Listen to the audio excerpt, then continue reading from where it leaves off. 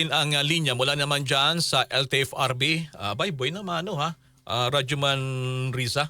Bagong spokesman lamang siya dito sa LTFRB. Ngayon napasalang siya ngayon sa mga hamon dyan po naman sa transportasyon.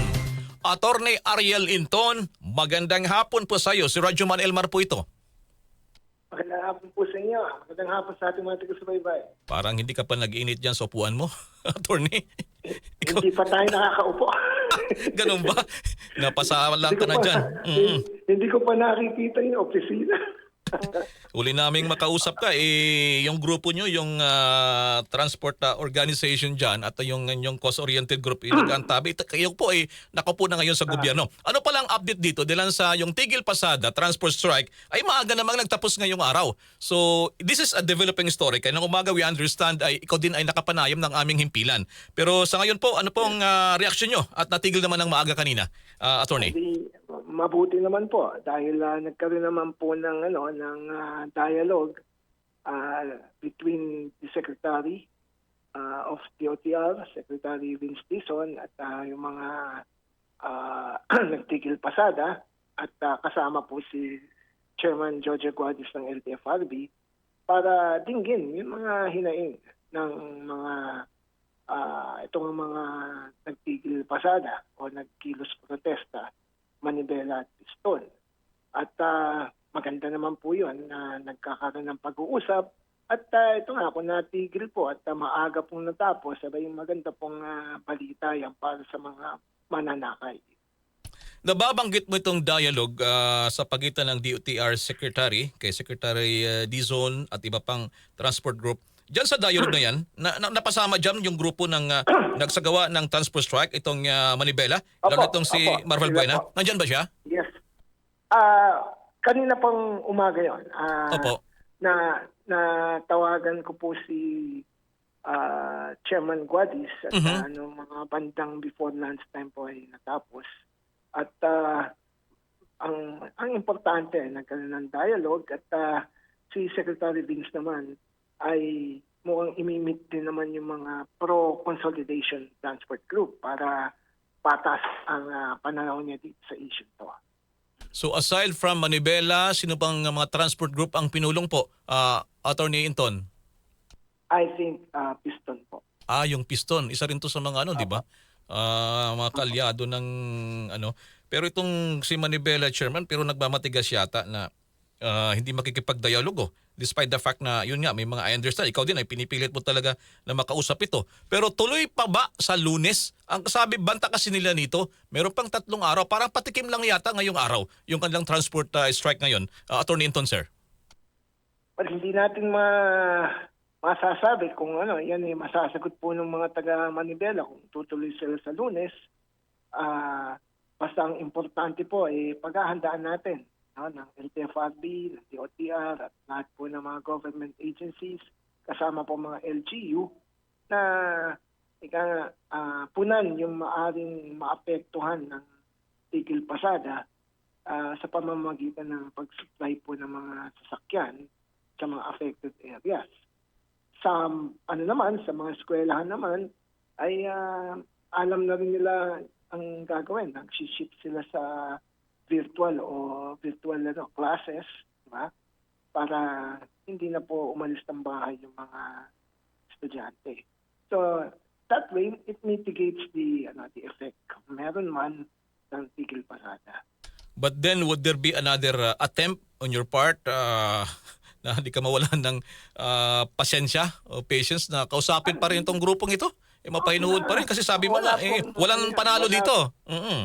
Wala pong problema doon. Kapag ang kailangan laging open yung pag-uusap. Ganun talaga. Pagka nasa gobyerno ka, yung pasensya mo talaga, habaan mo. Dahil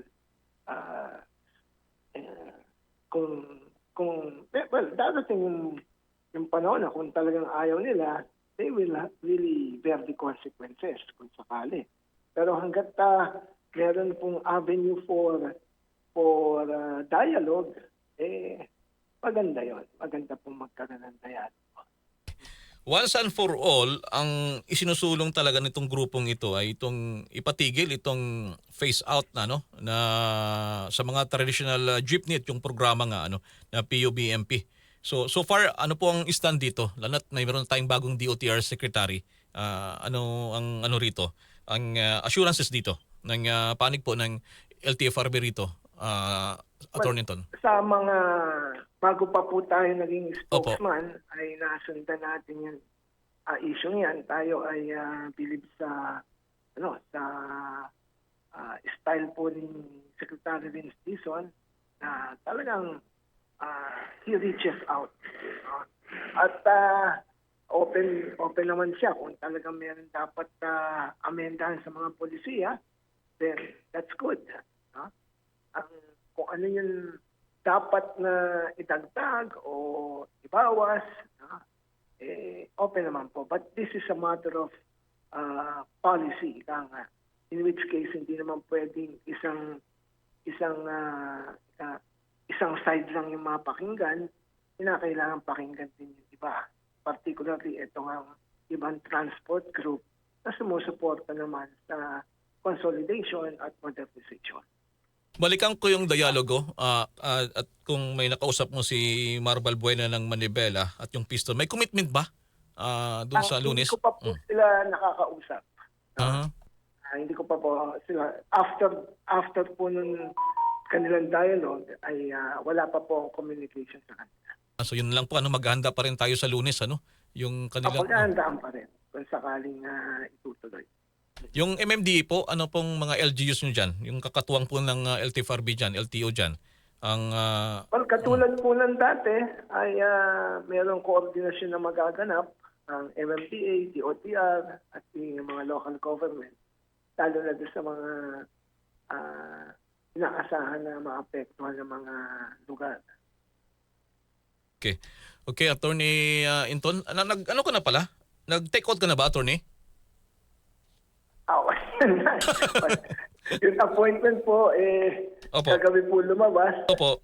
Andito na po tayo. Nakasalang na po tayo.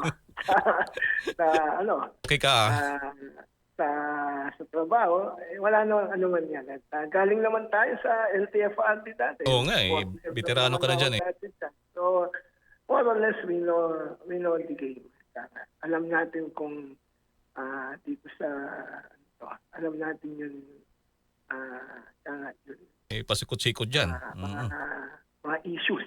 No? At the same time, yung nasa pribado tayo, meron tayong lawyers for commuter safety and protection. Hindi tayo nawala sa daigdig ng transportasyon at yung pangangalaga ng mga pasahero. Kaya sabak na tayo.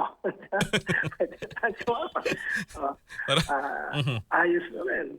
Kaya nga yung mga nagsasabing, welcome back Sabi ko, hindi ko alam kung umalis ba ako o ano Pero siyempre, mahaba naman ang pasensya mo Diyan talaga masusubok ka dyan, oo. Ano naman tayo dyan, na yung patience natin ay alam natin na kinakailangan habaan.